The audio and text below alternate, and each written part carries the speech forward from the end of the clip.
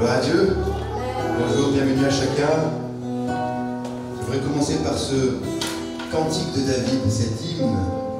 Mon cœur est affermi, c'est le psaume 57. Mon cœur est affermi, oh Dieu, mon cœur est affermi. Je chanterai, je ferai retentir mes instruments. Réveille-toi mon âme, réveillez-vous mon luth et ma harpe. Je réveillerai l'aurore. Je te louerai parmi les peuples, Seigneur. Je te chanterai parmi les nations, car ta bonté atteint jusqu'aux cieux et ta fidélité jusqu'aux nues. Élève-toi sur les cieux, ô Dieu, que ta gloire soit sur toute la terre. Alléluia. Nous voulons nous joindre à ces paroles. Je réveillerai l'aurore. Ce matin, nous voulons commencer cette journée en célébrant les bontés de notre Seigneur. Je veux me souvenir des bontés de l'Éternel. Et je me réjouis de ses promesses en avance, tout ce qu'il a promis, car je sais qu'il l'accomplit. Et ce chant dit, près de toi je suis tranquille, je chanterai tes louanges grandes et la fidélité que tu déploies sur moi. Je veux te louer et t'adorer à jamais. Amen. Louons le Seigneur ce matin de tout notre cœur. Nous déposons tout à ses pieds et nous regardons à Jésus ce matin, à celui qui a sauvé nos vies. Je réveillerai l'aurore pour célébrer tes bontés. Je t'apporterai au Seigneur le fruit de mes lèvres. Près de toi je suis tranquille, je chanterai tes louanges. Grande est la fidélité que tu déploies sur moi.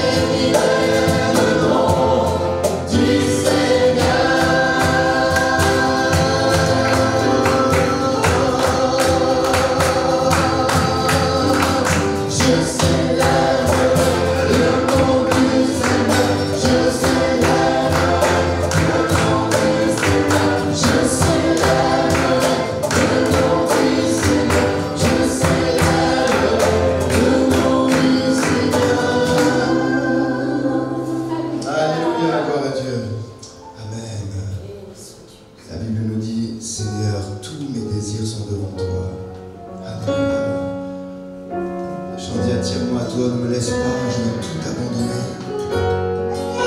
Tu es mon désir, je ne veux que toi. Rien ne peut te remplacer. Dans tes bras je suis rassuré. Montre-moi la voie, Seigneur, cette voie qui me ramène à toi. Voulons faire sa volonté, rester dans sa volonté, dans ses pas. Il guide nos pas. Nous voulons lui faire confiance, il dirige toutes choses. Et il est notre Seigneur. Nous pouvons nous appuyer sur lui. Attire-moi à toi.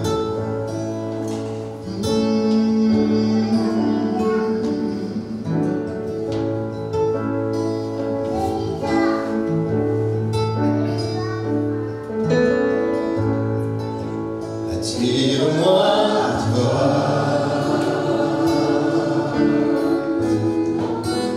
Ne me laisse pas. Je vais tout abandonner et restaurer notre amitié. Tu es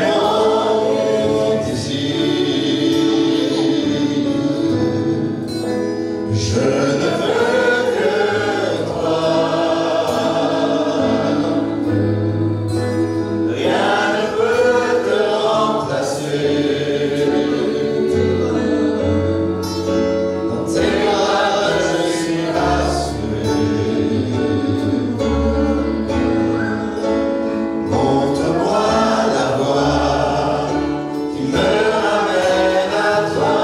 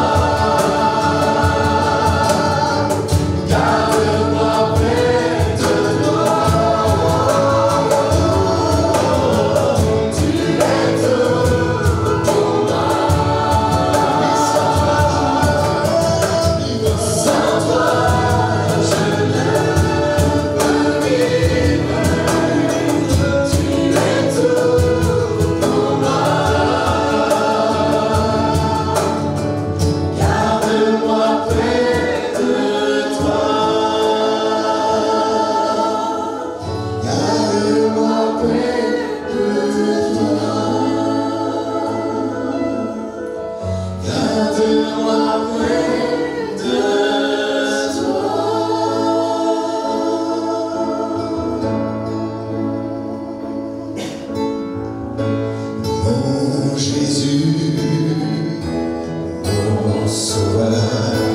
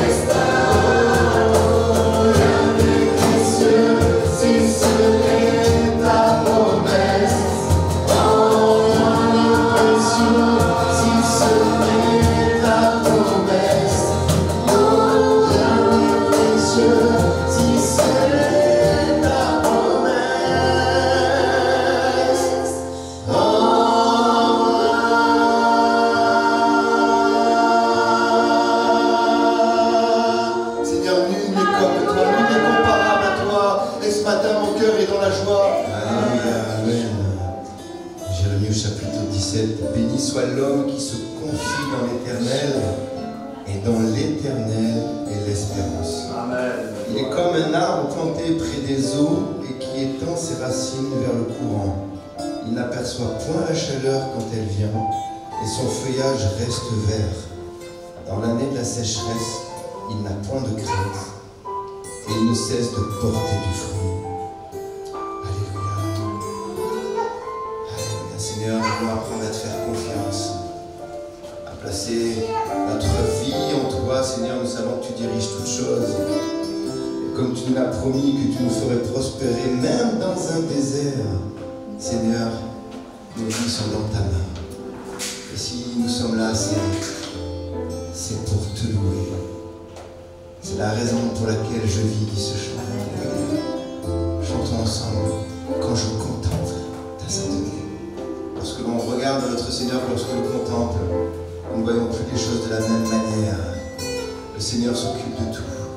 Alléluia, il est en contrôle. Quand je contemple ta sainteté, et quand je contemple ta beauté, et quand toutes les choses tarissent à ta lumière,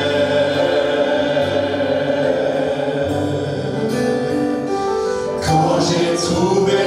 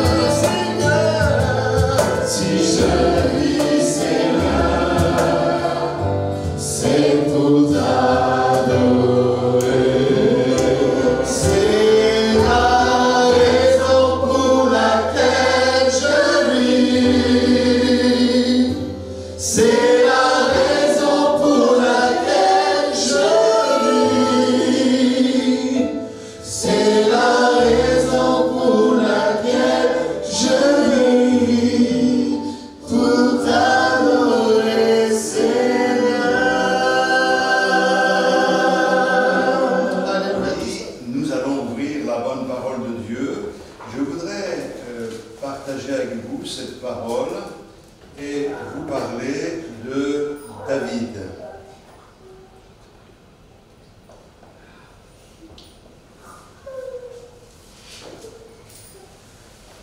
La Bible nous dit d'une manière très claire que Saül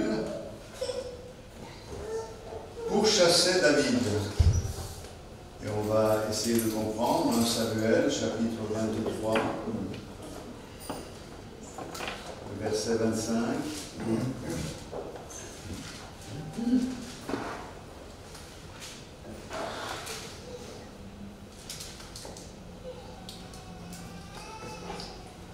La manifestation de la nature nouvelle, elle doit être une réalité dans nos vies. Alors on va lire quelques versets et ensuite je vous donnerai quelques explications. Verset 25 de 1 Samuel, chapitre 23. Saül partit avec ses gens à la recherche de David, et l'on en informa David qui descendit le rocher et resta dans le désert de Maon. Saül, l'ayant appris, poursuivit David au désert de Maon. Saül marchait d'un côté de la montagne et David avec ses gens de l'autre côté de la montagne. David fuyait précipitamment pour échapper à Saül. Mais déjà Saül et ses gens entouraient David et les siens pour s'emparer d'eux. Lorsqu'un messager vint dire à Saül, « Hâte-toi de venir, car les Philistins ont fait invasion dans le pays. » Saül cessa de poursuivre David et il s'en retourna pour aller à la rencontre des Philistins. C'est pourquoi on appela ce lieu Séla à Machlécoth. De là, David monta vers les lieux forts d'En-Gedi, où il demeura. Lorsque Saül fut revenu de la poursuite des Philistins, on vint lui dire, « Voici David est dans le désert d'En-Gedi. » Saül prit 3000 hommes d'élite sur tout Israël, et il alla chercher David et ses gens jusque sur les rochers des boucs sauvages. Il arriva à des parcs de brebis qui étaient près du chemin, et là se trouvait une caverne où il entra pour se couvrir les pieds. David et ses gens étaient au fond de la caverne. Les gens de David lui dirent, « Voici le jour où l'Éternel te dit, je livre ton ennemi entre tes mains, traite-le comme bon te semblera. » David se leva et coupa doucement le pan du manteau de Saül. Après cela, le cœur lui battit parce qu'il avait coupé le pan du manteau de Saül.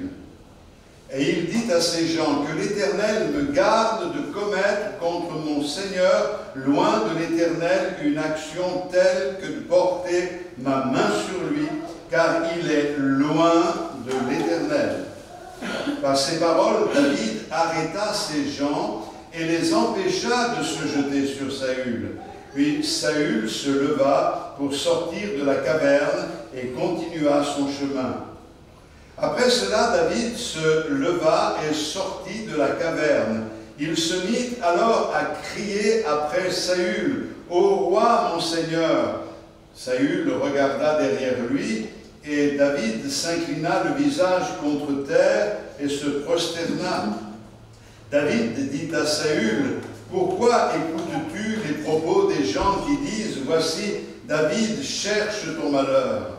Tu vois maintenant de tes propres yeux que l'Éternel t'avait livré aujourd'hui entre mes mains dans la caverne. On m'excitait à te tuer, mais je t'ai épargné. Et j'ai dit, je ne porterai pas la main sur mon Seigneur, car il est loin de l'Éternel. Vois, mon Père, vois donc le pan de ton manteau dans ma main. Puisque j'ai coupé le pan de ton manteau et que je ne t'ai pas tué, sache et reconnais qu'il n'y a dans ma conduite ni méchanceté ni révolte, et que je n'ai point péché contre toi, et toi, tu me dresses des embûches pour m'ôter la vie. Amen. Voilà donc un texte qu'il faut placer dans son contexte et qui va nous enseigner une chose, c'est comment faut-il se comporter, comment faut-il réagir quand nous sommes blessés par d'autres personnes, et particulièrement quand il s'agit de nos frères et de nos sœurs. Le roi Saül poursuivait David pour le tuer parce que le roi Saül était jaloux de David. Vous savez, la jalousie est un terrible problème, et j'en parlerai encore dans quelques instants, et c'est quelque chose qui fait des ravages dans le camp du peuple de Dieu. Après avoir traqué David dans tout le pays, Saül et ses hommes étaient sur le point de mettre la main sur David, puisque la parole de Dieu nous dit qu'ils ont encerclé David et ses hommes, et ils étaient sur le point de mettre la main sur eux. Mais un messager arrive en disant « On est attaqué par les Philistins », donc Saül, et pour défendre le pays, a laissé tomber la situation, et il est parti pour repousser les Philistins qui attaquaient Israël, car il y avait guerre entre Israël et les Philistins. Et c'est pour cette raison que l'on a appelé cet endroit, Séla, à Machlekot, ce qui veut dire le rocher de l'évasion. C'est-à-dire qu'au moment où Saül allait mettre la main sur son serviteur David, il lui a échappé. Pourquoi? Parce que Dieu veille sur ses enfants. Je voudrais que nous soulignions et que nous gardions dans notre cœur cette pensée que Dieu veille sur nous. Amen. Et que l'ange de l'Éternel campe auprès de ceux qui le craignent et il les arrache au danger. Nous échappons au danger de différentes manières et nous avons échappé bien souvent sans toujours nous en rendre compte. Je pense que nous pouvons exprimer notre reconnaissance au Seigneur pour sa protection. Je ne sais pas ce qui nous attend demain, mais je sais que le Seigneur me protège. Et je sais que rien n'arrive dans ma vie sans la volonté du Seigneur. Mais ce qui est étonnant, c'est qu'après la bataille qu'a livrée Saül contre les Philistins, puisqu'il a laissé la situation pour repousser les Philistins, vous me suivez? Bien, ce qui est étonnant, c'est qu'on aurait pu penser à un moment donné que Saül allait lâcher un peu la pression et chercher, à cause de ce conflit avec les Philistins, à rétablir le contact avec David pour pouvoir peut-être le réintégrer dans l'armée parce que c'était un vaillant guerrier et de pouvoir, avec son aide, repousser les Philistins. Mais ça ne s'est pas passé comme ça.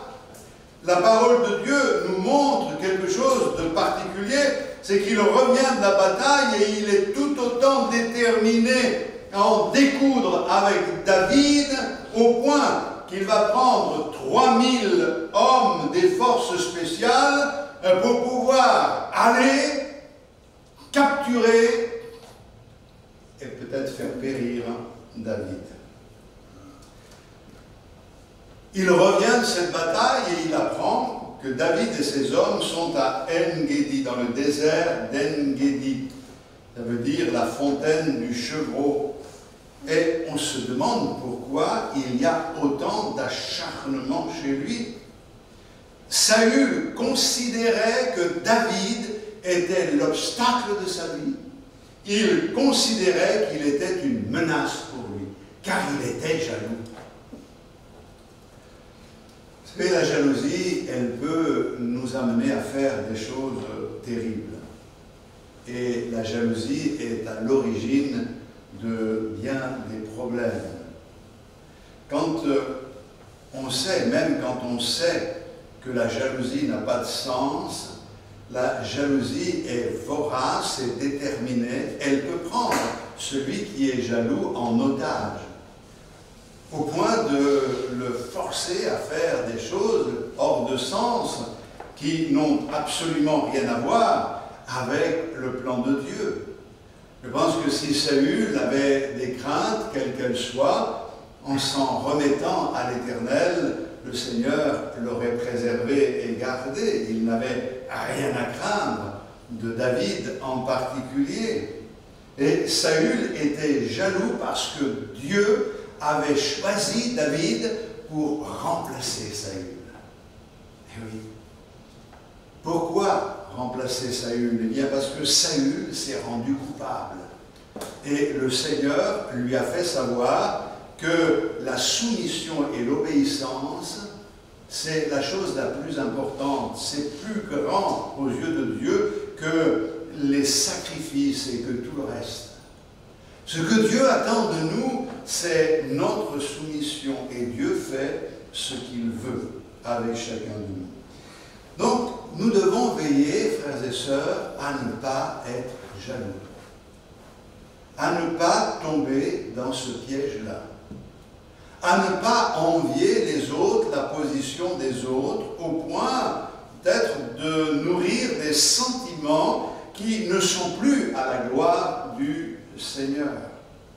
Nous devons veiller à ce que ces sentiments qui gagnent nos cœurs soient des sentiments fraternels, pleins d'amour et de compassion, même à l'égard de ceux qui nous font du tort, que Dieu les bénisse quand même. On ne devrait pas dire quand même, mais quand même on le dit. Vous savez, c'est Moody qui disait ceci, il racontait une fable. C'est bien, il y a des fables qui parlent très bien. C'est la fable d'un aigle qui était jaloux d'un autre aigle parce que cet autre aigle volait mieux et plus haut que lui.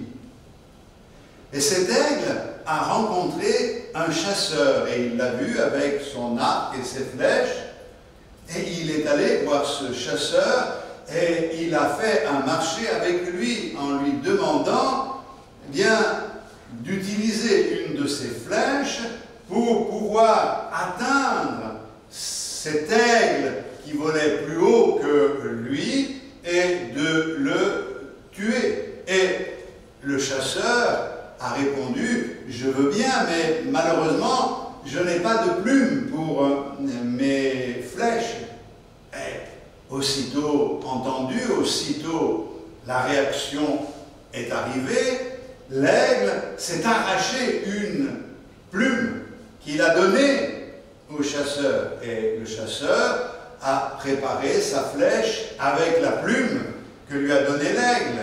Et quand il a vu passer l'aigle, il a décoché une flèche, mais celle-ci n'a pas atteint sa cible parce que l'aigle volait trop haut et la flèche ne pouvait pas l'atteindre.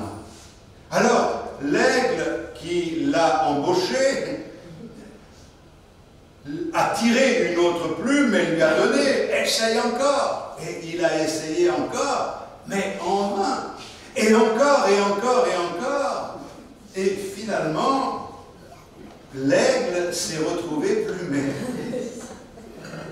Et à ce moment-là, ne pouvant pas s'envoler, le chasseur en a profité pour se retourner contre lui et le tuer, lui. Et l'application de Moody, c'est que si nous sommes jaloux de quelqu'un d'autre, celui que nous blesserons le plus, ce n'est pas le quelqu'un d'autre, c'est nous-mêmes. C'est un principe qu'il faut que l'on connaisse. Quand on utilise ce que Dieu nous a confié pour essayer d'atteindre les autres, mais pas de les atteindre de la bonne manière, c'est une arme qui se retournera contre nous. Nous devons veiller à cela. Dans Shakespeare, il est dit « Gardez-vous de la jalousie, c'est un monstre aux yeux verts qui nargue la proie dont il se repère. » C'est vrai qu'on peut voir les choses de cette manière-là. Une autre citation que j'ai relevée, Je ne vous donne pas les noms parce que ça ne vous dira pas grand-chose, mais la jalousie est comme un acide qui attaque d'abord le cœur du jaloux. C'est un acide qui attaque d'abord le cœur du jaloux lui-même pour atteindre ensuite celui qu'il jalouse, parce qu'il y a des conséquences aussi sur l'autre. Christine de Suède a dit « L'amour fait naître la jalousie ». Mais elle a ajouté « Mais la jalousie fait mourir l'amour ». La jalousie, c'est quelque chose de terrible. Quelqu'un a dit, c'est François de la Rochefoucauld qui a dit « Il y a dans la jalousie plus d'amour-propre que d'amour ». Et on comprend la signification de ces expressions. Souvent, quand nous avons comme une aversion pour quelqu'un sans raison apparente, c'est souvent parce que dans nos cœurs, il y a de la jalousie. Quand la vue de quelqu'un nous dérange, souvent, ça révèle que dans nos cœurs, il y a de la jalousie. Quand nous n'avons jamais rien de bon à dire d'une personne, c'est que certainement dans nos cœurs il y a de la jalousie. Mais la plupart du temps, la jalousie n'a pas de sens. On voit en parlant avec certaines personnes, quand on présente une autre personne en disant du bien de celle-ci, et que l'autre personne réagit en disant « Oui, mais c'est pas toujours, mais souvent, on voit qu'il y a de la jalousie. » Alors, retrouvons David et ses hommes en cavale à En-Gedi. En-Gedi, pourquoi David a-t-il choisi avec ses hommes cet endroit? Bien parce que En-Gedi, ceux qui connaissent un petit peu, en remontant le Jourdain, on trouve l'oasis d'En-Gedi. Et à En-Gedi, il y a des montagnes stériles, calcaires, avec des ravins escarpés, avec des flancs alvéolés de cavernes. Et on comprend que dans cet endroit-là, il était facile d'échapper à la poursuite de Saül et de ses hommes. C'était un endroit idéal pour se cacher. David et ses hommes se cachent au fond d'une grotte. Ils sont nombreux et la grotte est grande et ils sont cachés au fond de cette grotte. Et la Bible nous dit, je reprends le texte pour que vous compreniez bien, que Saül arrive à cet endroit avec ses hommes et il voit la grotte. Il ne sait pas que David est dans cette grotte avec ses hommes. Et il décide d'aller un petit peu dans cette grotte pour un peu se reposer, se rafraîchir. Il veut aller dans cette grotte, il entre dans cette grotte sans savoir, quel hasard, que David et ses hommes étaient dans cette grotte. C'est un hasard, hein? Non, je crois que le Seigneur conduit toutes choses. Saül est à l'entrée de la grotte. Il n'est pas en train de chercher David. Il veut simplement trouver un peu de fraîcheur, un peu de repos, un peu de tranquillité. Vous savez, les journées étaient chaudes en Israël et se retrouver dans une grotte, à l'ombre, au frais, ça fait du bien. Quand vous montrez à l'Égual, il y a des grottes, quand il fait très chaud, eh bien, on vous amènera à les visiter. Quand vous rentrez dans ces grottes, eh bien, il vous faut une petite laine parce qu'il fait bon dans les grottes. Et c'est pour cela qu'il était dans cette grotte. C'est un bon endroit pour aller se reposer pendant la chaleur de la journée. Et pendant que Saül se reposait, il y avait des pères Dieu un peu partout qui l'observaient. C'est incroyable. Il se croyait tout seul, tranquille, et tous les regards étaient sur lui. Ça fait un petit peu bizarre, hein? C'est vrai qu'on n'aime pas être observé quand on est tranquillement en train de se reposer.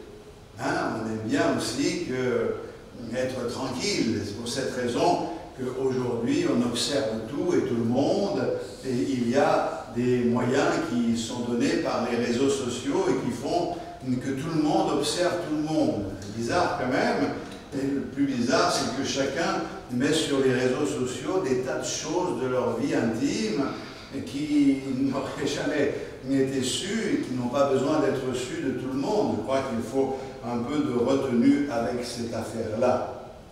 Et alors que les hommes de David et David voient que Saül s'endort là, se repose là, à l'entrée de la caverne, eh bien, parmi les hommes de David, il y a un murmure qui se propage et que l'on retrouve au verset 5. Les gens de David lui dirent: voici le jour où l'Éternel te dit: je livre ton ennemi entre tes mains, traite-le comme bon te semble. David se leva et coupa doucement le pan du manteau de Saül. Après cela, le cœur lui battit parce qu'il avait coupé le pan du manteau de Saül, et il dit à ses gens: que l'Éternel me garde de commettre contre mon Seigneur, loin de l'Éternel, une action telle que de porter ma main sur lui, car il est loin de l'Éternel. Et par ces paroles, David arrêta ces gens et les empêcha de se jeter sur Saül. C'est intéressant ce texte. C'est le moment que David attendait. Vous imaginez, il est poursuivi, il est malmené par Saül et ça dure depuis longtemps. Et là, son persécuteur est à sa merci.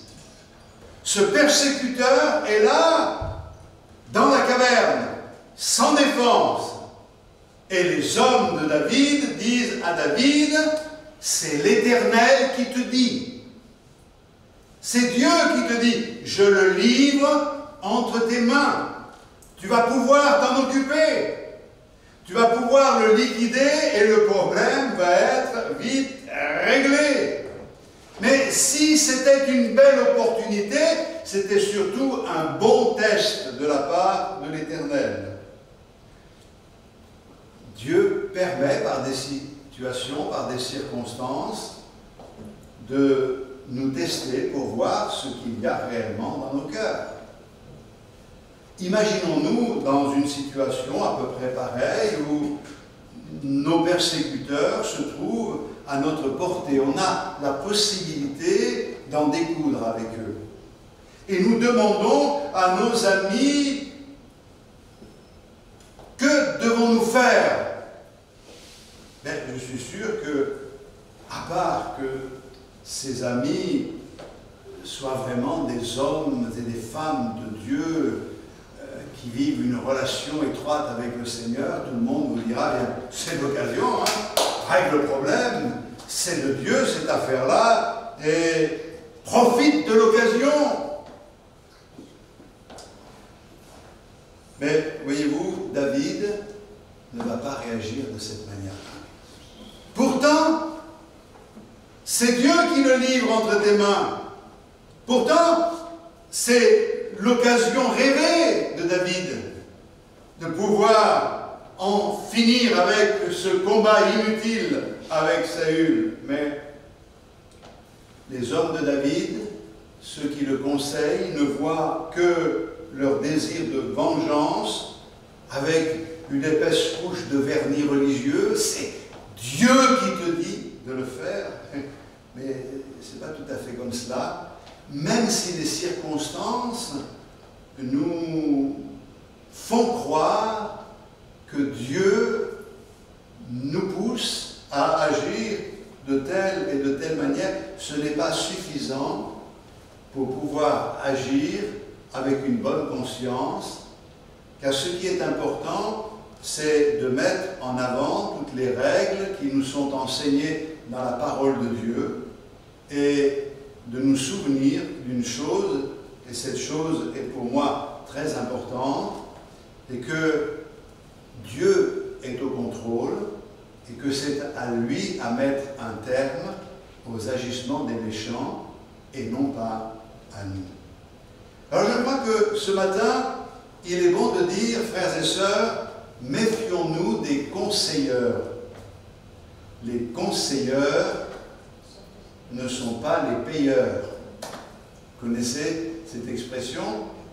Alors on en a qui vous poussent, mais ensuite, quand ils vous ont poussé et que vous avez agi et que les choses ne se tournent pas comme vous l'aviez souhaité, eh bien, les mêmes qui vous poussaient vous interrogent: et pourquoi tu l'as fait?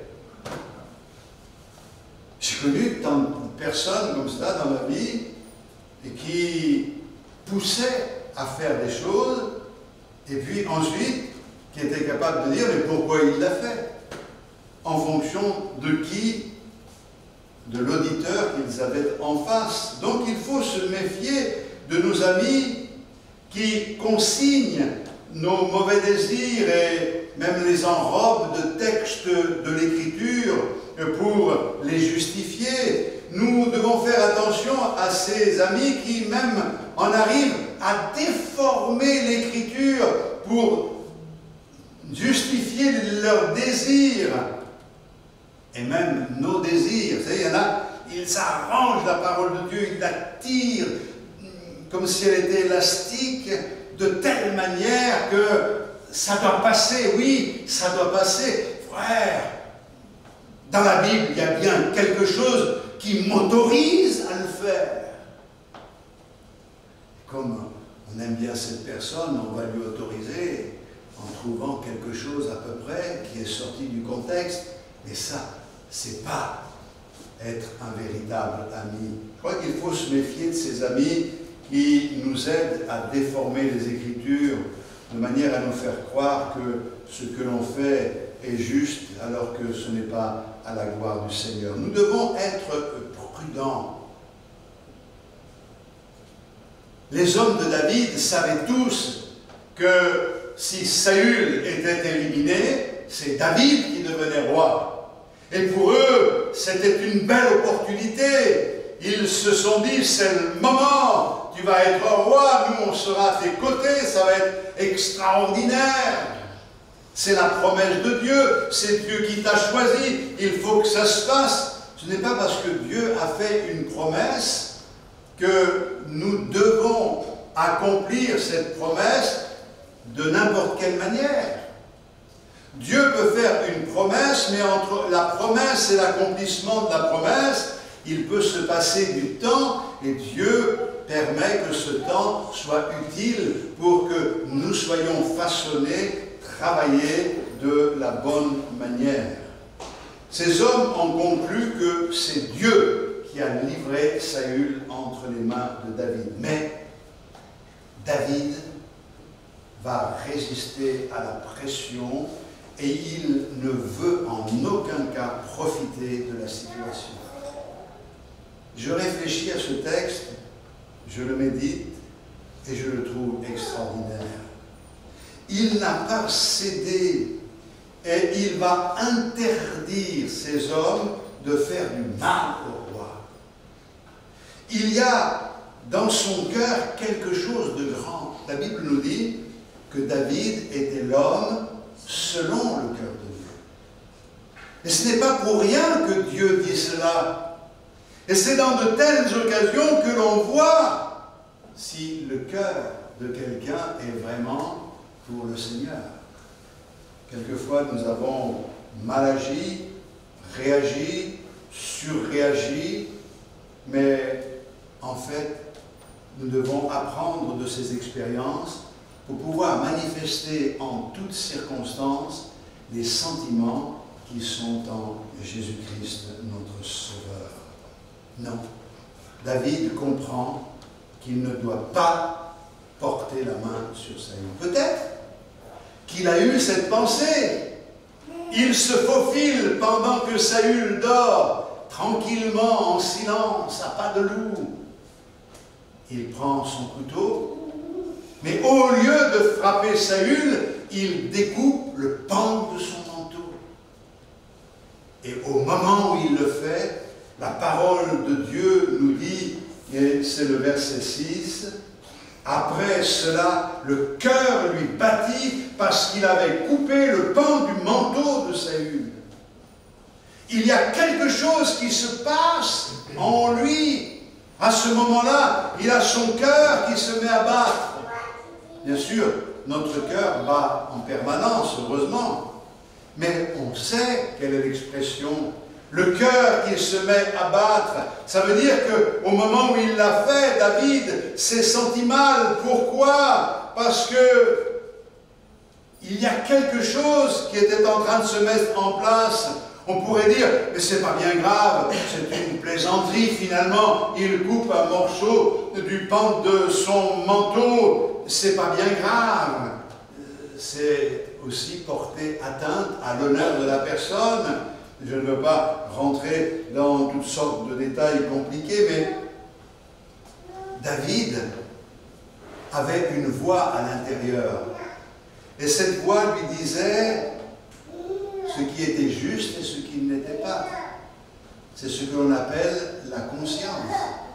À l'extérieur, ses hommes, ses amis lui disaient, vas-y, c'est le moment de Dieu, Dieu le livre entre tes mains. Je crois que ça, c'est la voix de la raison humaine. Mais à l'intérieur, il y a une autre voix qui résonne. Et dès qu'il a coupé le bord du manteau de Saül, il a su que c'était mal. Il n'avait pas à porter la main sur l'homme qui était devant lui.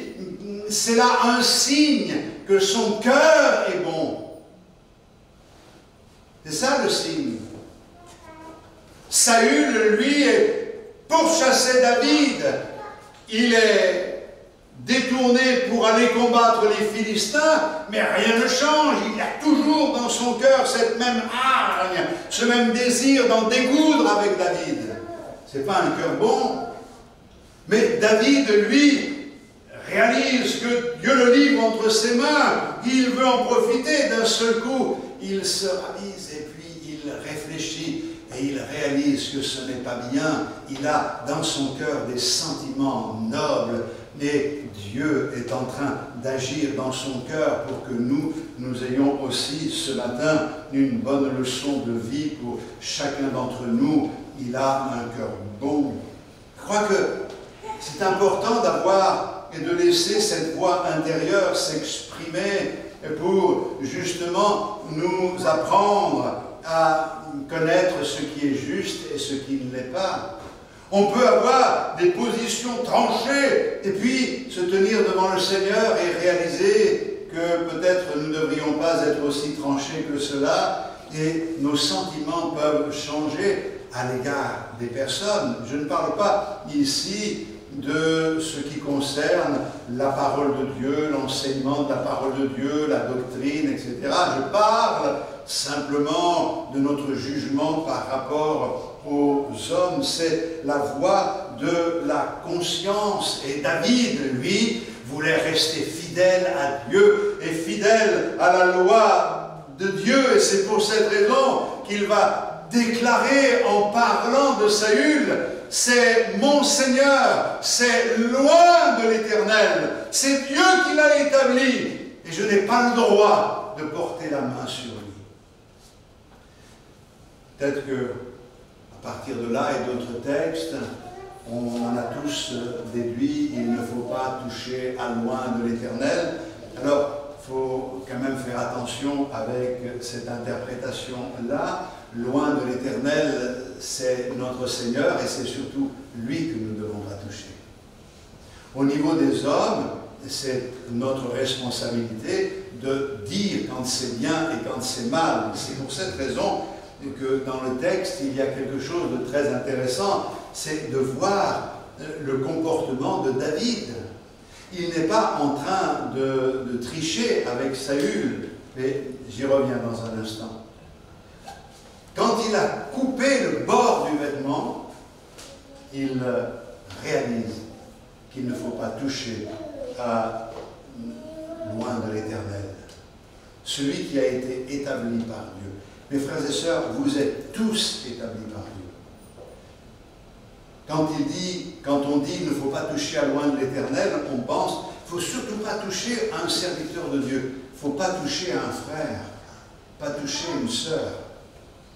Il faut faire attention dans nos rapports mutuels. Ce que nous devons avoir l'un pour l'autre, c'est au minimum du respect.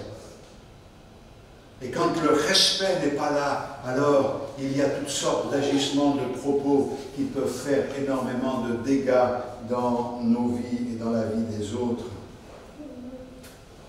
Nous n'avons aucun contrôle sur la façon dont les autres nous traitent. Nous n'avons aucun contrôle sur ce qu'ils disent et ce qu'ils font. Mais par contre, mes frères et sœurs, nous avons un entier contrôle ou un contrôle complet sur la façon dont nous répondons à ce qu'ils font. On ne peut pas empêcher les gens de vouloir nous faire du mal, de dire du mal de nous, mais on peut s'interdire d'utiliser les mêmes méthodes pour leur répondre. On peut s'en remettre à notre Seigneur. Alors, je vais vous montrer un petit peu cet aspect des choses. C'est que, une fois qu'il s'est reposé, Saül s'en va, il reprend le chemin, et quand il se retrouve un peu de l'autre côté, David se lève, sort de la caverne, et il interpelle Saül. « Ô roi, mon Seigneur !» Il se prosterne. Et c'est là où c'est intéressant par rapport à ce que je vous disais, c'est que David, il règle le problème de la bonne manière. Il est en train de dire à Saül, écoute Saül, tu as écouté les propos des uns et des autres, et tu t'es laissé empoisonner par ce que tu as entendu. Mais la vérité n'est pas celle qu'on t'a rapportée. Je n'ai jamais voulu ta mort, je n'ai jamais voulu ton mal. La preuve, c'est que Dieu t'a livré entre mes mains, j'aurais pu te faire du mal, mais je ne t'ai pas fait du mal. Regarde ton manteau. Et là, il a regardé et il a vu qu'il lui manquait un morceau de son manteau. Il est là. Il est là. Écoute. Écoute, Saül. Important ce que je suis en train de dire dans le sens que David va clairement dire à Saül, tu me fais du tort, tu me pourchasses, tu me fais du mal. Il ne ment pas, il ne triche pas, il ne dit pas, il n'y a rien, il n'y a rien, il n'y a rien. Vous savez, quelquefois, on est tellement pressé de se réconcilier ou d'oublier une situation que on ne règle pas le problème comme on devrait le régler. On laisse sous-entendre que le mal qu'on nous a fait, c'est rien du tout, et que finalement on n'en parle plus, c'est réglé, mais ça ne règle rien du tout. Je crois qu'il faut que les personnes qui nous ont fait du mal sachent qu'elles nous ont fait du mal. Il faut que l'on exprime la vérité, il faut leur dire. Mais une fois que la chose est exprimée, bien, libre à la personne d'en assumer les conséquences.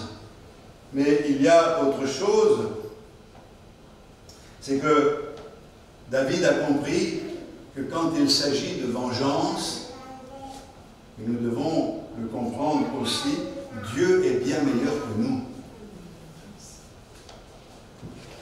La Bible dit, ne vous vengez pas vous-même, laissez agir la colère. Sous-entendu, la colère de Dieu. De son ciel, le Seigneur voit tout. Il voit, il pèse les cœurs, il sait exactement qui a tort et qui a raison. Parce que si on écoute les uns et si on écoute les autres, quand il y a des problèmes, c'est que chacun a raison. Il y avait un sage dans un village que les gens allaient consulter pour des situations un peu compliquées. Et deux hommes s'étaient disputés depuis longtemps dans ce village. Un de ces hommes a décidé d'aller consulter le sage. Et il lui a exposé la situation. Et le sage lui a dit, c'est toi, tu as parfaitement raison. Quelque temps après, le deuxième personnage est venu consulter le sage. Il lui a exposé la situation et le sage lui a répondu, c'est toi qui as parfaitement raison. La femme du sage, ayant entendu ce qui se passait, a repris son mari en lui disant, mais comment peux-tu parler de la sorte? Le premier est venu et tu lui dis qu'il a raison, le deuxième vient et tu lui dis qu'il a raison, tu ne peux pas agir de cette manière-là. Et le sage de répondre à sa femme, c'est toi qui as raison, tu as parfaitement raison. Et ce n'est pas avec cette forme-là que l'on règle les problèmes. Tout le monde a raison. Hein? En fait, il nous faut du courage quelquefois pour régler les situations, mais quelquefois on est tellement pressé que dans notre précipitation on pêche. C'est quand on est pressé que l'on fait n'importe quoi.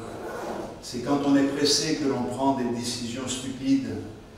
Dieu ne m'a pas donné de réponse, eh bien attends que la réponse arrive.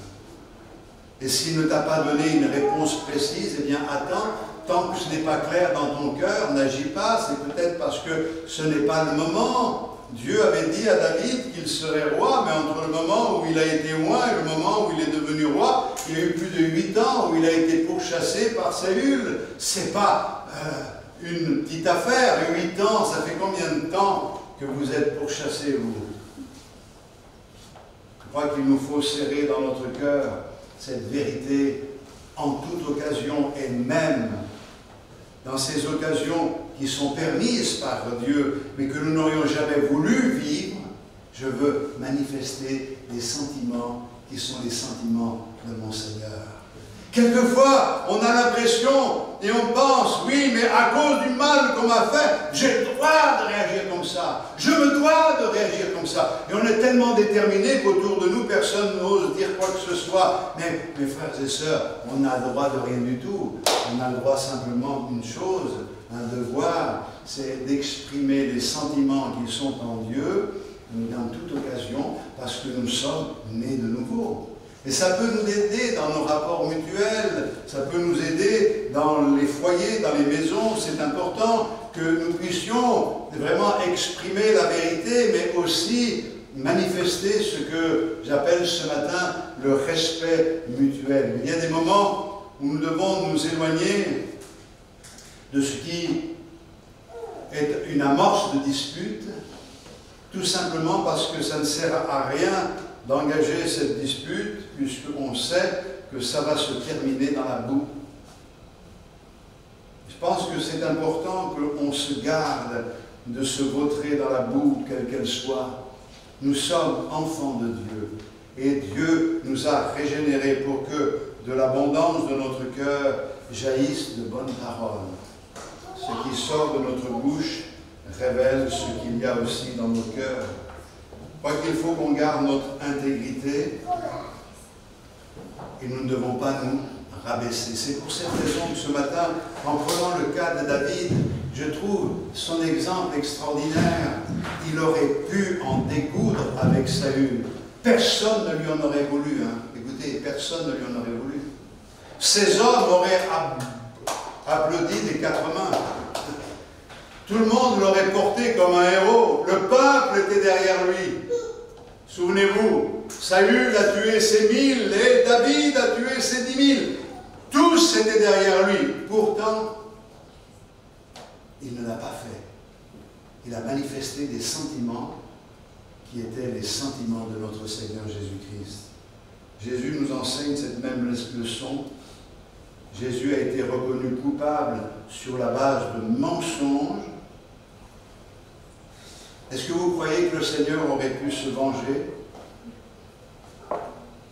Il aurait pu se venger, mais sur la croix, la chose qu'il dit, c'est « Pardonnez-leur, car ils ne savent ce qu'ils font ».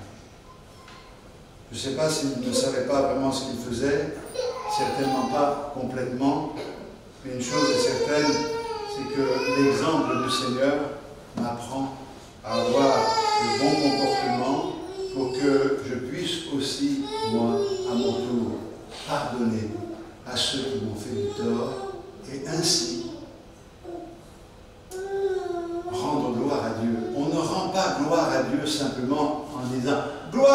toi, Seigneur, mais on rend gloire à Dieu par notre nature, par notre comportement, quand on révèle que le Seigneur a fait une œuvre dans notre vie en nous changeant et qu'on lui donne raison par une attitude qui n'est pas logique pour le monde. C'est pas logique pour ce monde.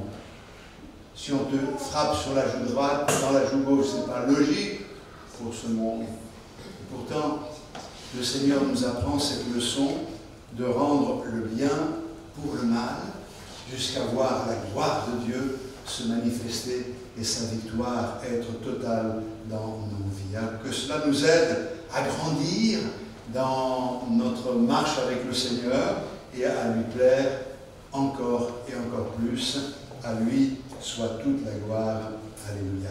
Seigneur, nous voulons tout mettre en œuvre dans nos vies pour que tu sois honoré et glorifié. Nous ne voulons pas, dans l'expérience faite avec toi, avoir simplement une apparence extérieure. Nous voulons que notre cœur puisse réagir de la bonne manière. Et les réactions que nous avons sont révélatrices de ce qui se passe dans notre cœur. Et quelquefois, nos réactions prouvent que notre cœur est mal en point, qu'il est malade, qu'il est atteint, qu'il est endurci. Mais pardonne-nous, Seigneur, et aujourd'hui, aide-nous à grandir, aide-nous à te ressembler, et que nous puissions avoir la bonne attitude, le bon comportement, en sachant que par cet amour que nous livrons, que nous offrons aux autres, eh bien, un travail s'accomplit aussi dans leur cœur et dans leur vie. Seigneur, bénis-nous tous et permets